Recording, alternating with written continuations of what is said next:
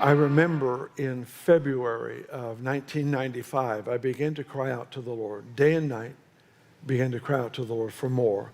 And my prayer was, God, I want more at any cost. I'll pay any price.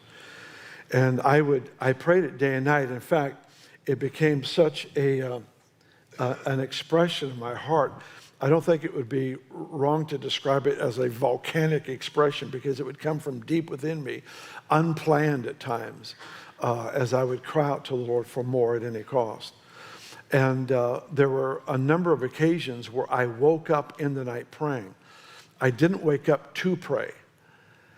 I woke myself up because my spirit man was crying out to the Lord for more at any cost. And I'll never forget that season in my life, because it ended with an encounter with the Lord, a visitation of God that lasted 3 nights.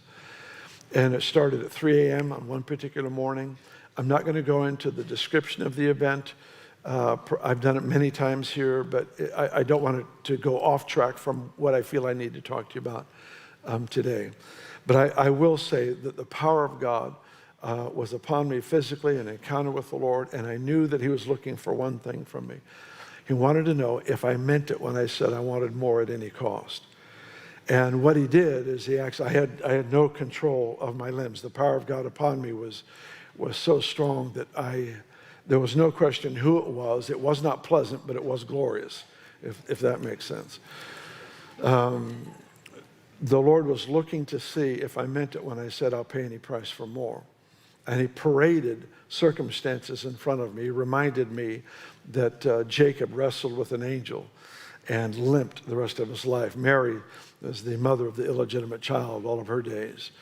And he paraded scenes in front of my eyes where I remember the picture of me trying to stand and teach to the church in Weaverville. This is while we were still in Weaverville. I was trying to minister, teach from the Word, and realize I have no control over my limbs. I look like I should be locked up somewhere. And realizing there's no one there that's going to believe this is the Lord.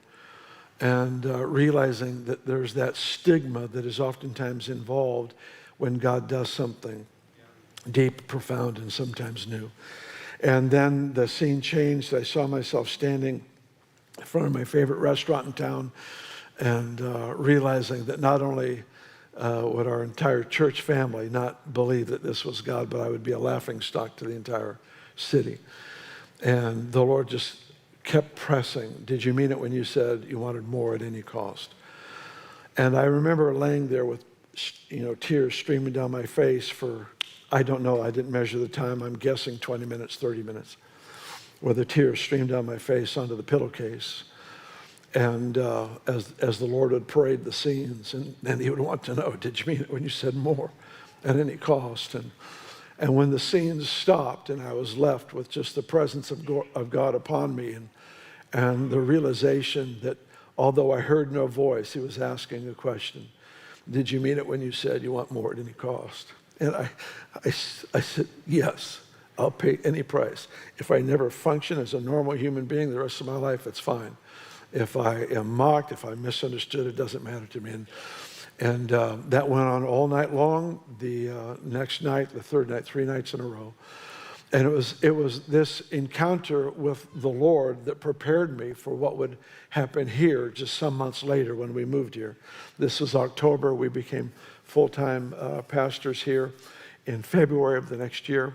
And a mighty outpouring of the Holy Spirit came. And it was glorious. It was wonderful things I'd wanted all my entire life that I could recall began to happen. And yet 1,000 people over the course of a number of months just got up and left. And it would have been devastating had I not first had that encounter where I laid down my right to ever be successful, to ever be respected, to ever be recognized as having dignity. All those things literally died over 3 nights. They just died. And so when I came, man, I was given something so precious. I felt like the luckiest guy on the planet that I could be involved in an outpouring of the Holy Spirit, and the fact that it backfired in a sense of support and favor and those kinds of things didn't matter at all, not one bit. And we we just felt like the most blessed people on the planet.